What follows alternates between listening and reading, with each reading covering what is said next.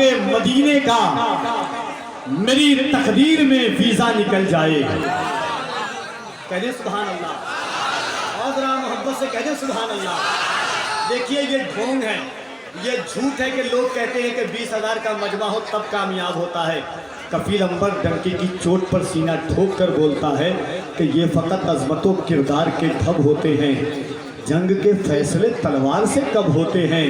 صرف تعداد پہ موقوف نہیں فتح مبین، کربلا والے ہوں تو 72 بھی غضب ہوتے ہیں. تو اس انداز سے آپ کو بولنا ہے. علماء کرام تشریف رکھتے ہیں. حضرت سلمان فارسی کی رہائی کے لیے 300 کھجور کے درخت کی شرط لگائی گئی، 300 کھجور کے درخت کی.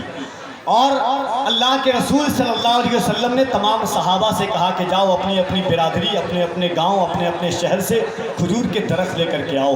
تمام صحابہ اپنے اپنے گاؤں گئے، اپنے اپنے شہر گئے اور کھجور کا درخت لے کر کے آئے.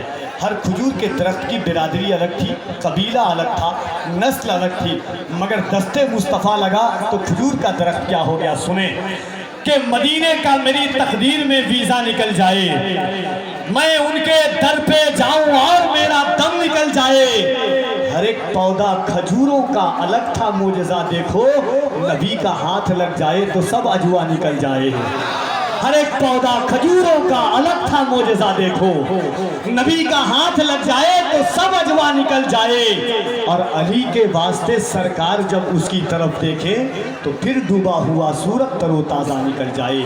آئیے محبت اور احترام کے ساتھ اتر دیناج پور کی وہ آواز جتنے ملک کے ہندوستان کے کئی شہر اور کئی جلسوں میں پہنچ کر کے آپ کے شہر کے وقار میں اضافہ کیا ہے.